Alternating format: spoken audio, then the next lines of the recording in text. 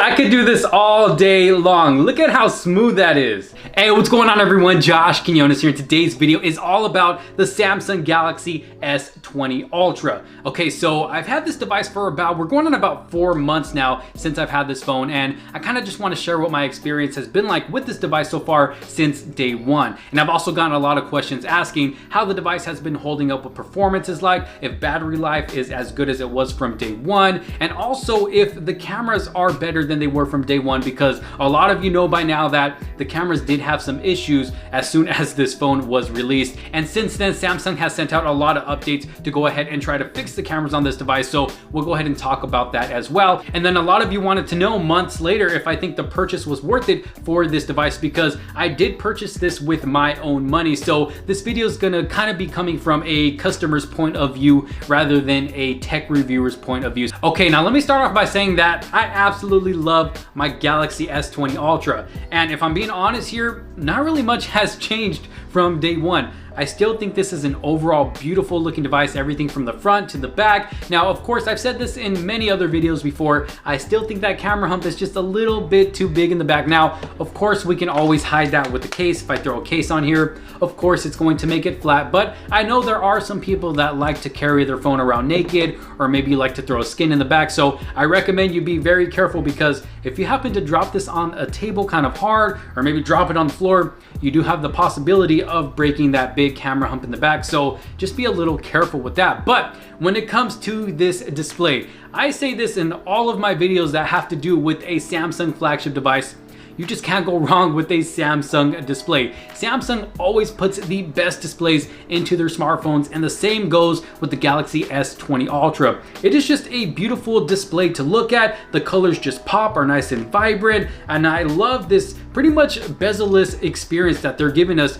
with the display on this device. Now, we do have that camera hole punch out up top, which in my opinion doesn't get in the way at all. But I really do enjoy using this display for everything, whether it's just scrolling in and out of the app drawers, scrolling from screen to screen, going in and out of apps, scrolling through Twitter. Watching content is amazing on this device, especially with this big display. And then you got that 120 hertz, which is just super smooth, and it makes the phone feel a lot faster than it actually is. Not that it's not fast, but just giving it that extra smoothness with the 120 hertz just makes it that much more amazing to use the display on this device. So when it comes to overall looks and using that display and just looking at the display, I absolutely love it. You just can't go wrong. And if you're someone who hasn't yet experienced this, go into your nearest Best Buy store or Target or anywhere where they have this phone set up on display. Just go mess with it for a little bit on 120 hertz, and I guarantee you, you will fall in love. Now, I'm not saying you do need the 120 hertz, because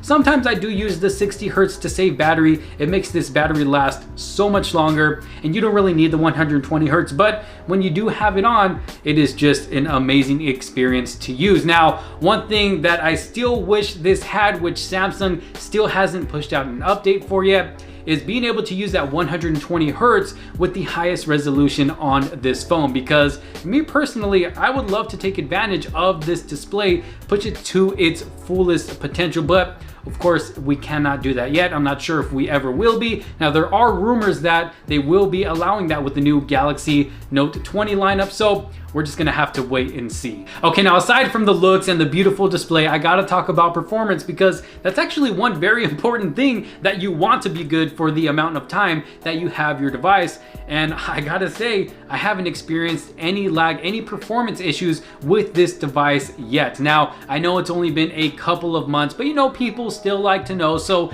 in about 6 months to a year, we'll see if performance is still the same as it is now. But honestly, it hasn't really changed from day one. It's been working great for me. Aside from that 120 hertz that makes it feel so much faster, just being able to use apps without any lag, going into one app and then going into another and another and another. Everything is just so seamless. It works great on this device, especially when watching content or playing heavy games like PUBG, Call of Duty, Fortnite. Never really have any problems playing. Actually, I don't have any problems at all playing games like those. This device handles them well. And then of course, with the device that performs this well, you want it to be able to last all day long so you can be able to enjoy it throughout your day without having to worry about it dying on you. And I gotta say, battery life on this device has to be probably one of my favorite things about this phone. I mean, battery life is amazing. I literally don't ever have to worry about throwing this phone on a charger throughout the day. I get up in the morning, I get up about 4:30 in the morning,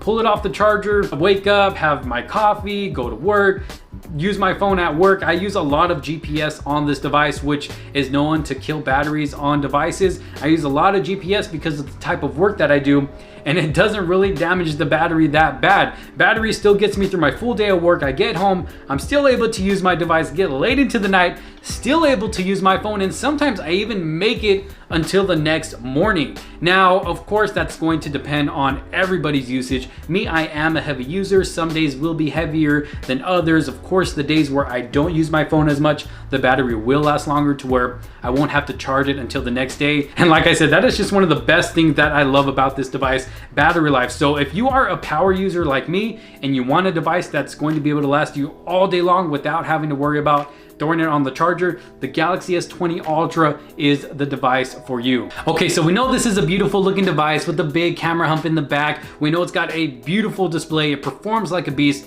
Battery life is the beast, but what about those cameras? Everybody wants to know about the cameras on the Galaxy S20 Ultra, if they're still having issues or if they've been fixed with the latest update or more updates coming. Well, I gotta be honest with you guys. I know these cameras have been having issues from day one, but I have always enjoyed using the cameras on this device. Yeah, sometimes it could kind of be a pain in the butt when you're trying to capture a photo and it just won't focus. Even when you're tapping to focus, if you're too close to a subject, it won't focus right. If you're too far, it might not focus right. You really have to get the right angle. And then sometimes these cameras just perform like a beast. I mean, when they are on, they are on. You can capture some great photos with these cameras. Now, I am on the latest update for these cameras that Samsung has sent out, and it seems like the cameras have improved a lot, and I mean a lot. I don't really experience that autofocus issue as much as I used to. Yeah, I still experience it here and there, but it is nothing like what it was before. I can take some great photos with the cameras on this device. Now, of course, like I said,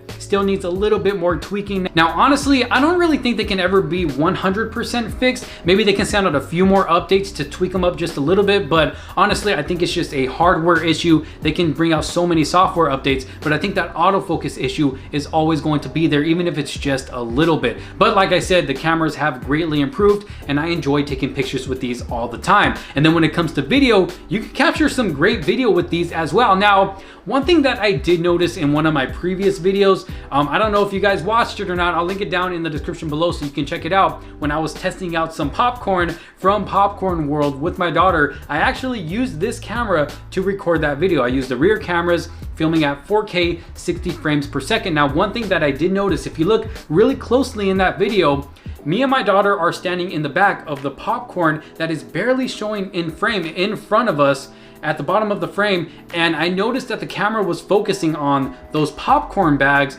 rather than me and my daughter. Even though we were showing our faces, you would think that it would detect our faces and want to focus on us, but no, it was actually focusing on the popcorn bags in front of us, down barely showing at the bottom of the frame. So I think that's something that they need to fix with an update, maybe to track the faces better, to know that, hey, there's people there. Maybe I should track those people rather than this object in front of them barely down at the bottom showing. So I don't know, go check out that video and you guys let me know what you think. But honestly, overall, I have been loving the cameras on this device, and they can only get better with more updates. But like I said, not really 100% fixed. But overall, when it comes to this device as a whole, I have really been enjoying everything about it. Like I said, there's just that small issue with the cameras. If that issue wasn't there, this would be the perfect device, at least in my opinion. Yeah, I'm not gonna lie, I do miss the headphone jack coming from the S10, even though a lot of people think that, oh, the headphone jack's dead now. Why are people still talking about it? Well, people like me still talk about it because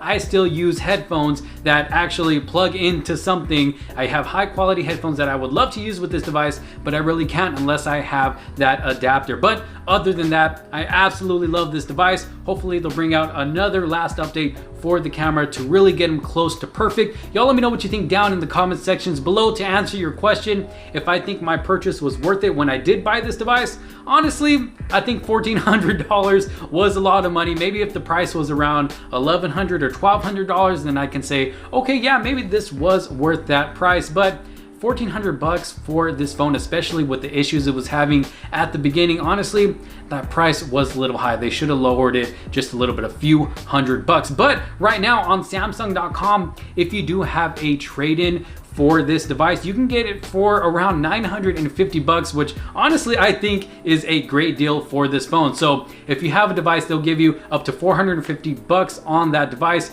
You can pay $950 for this, but if you want to pay it in full, they're still selling it for around $1,400, but you can get it for $1,200 on Amazon, which I think is a pretty good deal for this device. So if you want to buy it outright and you don't have a trade-in, I'll make sure to drop that link down in the description below. But like I said, overall, I have been loving this device. I don't regret it, even though I did overpay for it a little bit. But y'all let me know what you think down in the comment sections below based off my video. If you do have this device for yourself, how is it treating you? How's performance, battery life? What do you think about the camera after that last update? Let me know down in the comment sections below. If you did like this video and find it helpful, make sure to give it a huge thumbs up. Don't forget to subscribe and hit that bell for notifications so you don't miss out on any other future videos to come. But for now, thank you guys so much for watching. This is Josh Quinones. I will see you on the next one.